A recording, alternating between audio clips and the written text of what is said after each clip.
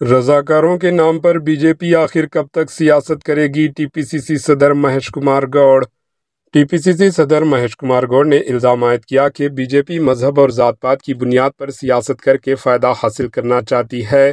गांधी भवन में मीडिया से बातचीत करते हुए महेश कुमार गौड़ ने मरकजी वजीर किशन रेड्डी के इस बयान पर सख्त तनकीद की, जिसमें इन्होंने कहा कि हैदराबाद मजलिस मुकामी MLC नशस्त पर MIM की कामयाबी से हैदराबाद में रजाकारों का दोबारा अहिया अमल में आएगा। टीपीसीसी सदर महेश कुमार गौड़ ने कहा कि बीजेपी कायदीन के लिए सुबह होते ही रजाकार और दीगर हसास मसाइल के सिवा कुछ नहीं आता। इन्होंने सवाल किया कि MLC नशस्त के इलेक्शन का रजाकारों से क्या ताल्लुक़ है? रजाकारों को ख़त्म हुए तवील अरसे हो चुका है, लेकिन बीजेपी अभी भी इनके नाम पर సియాసత్ कर रही है। Bureau report AHN news. ఏం చేశారు మీ అంబర్పేట నియోజకవర్గానికి? హైయెస్ట్ మూసీ ఏరియా ఉంది, మూసీకి ఎప్పుడు మాట్లాడినరా? పోనీ ఇప్పుడు కేంద్ర మంత్రి కూడా ఎలగబట్టి దాదాపు 5 ఏళ్ళు అయింది, 5 ఏళ్ళు 6 ఏళ్ళు అయింది అనుకుంటా.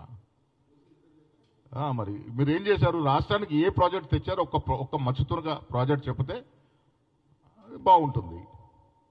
మూసీలో నిద్ర చేసినావు, ఏంది నిద్ర? సాక్షులు చదువుకుని నిద్ర చేసి అపాసం అయిపోయినావు కదా.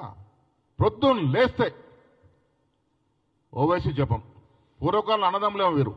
నాకు డౌట్ వస్తుంది, పూర్వకాలంలో ఓవైసీ కిషన్ రెడ్డి అన్నదమ్ములుగా పుట్టుంటారు.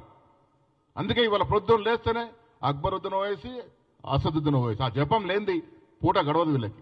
తద్వారా రాజకీయ లబ్ధి పొందాలి.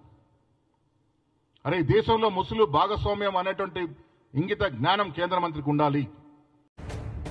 AHN न्यूज के YouTube चैनल को सब्सक्राइब करें और बेल आइकन को दबाना ना भूलें ताकि आपको हर नई आने वाली वीडियो का नोटिफिकेशन बर वक्त मिल सके।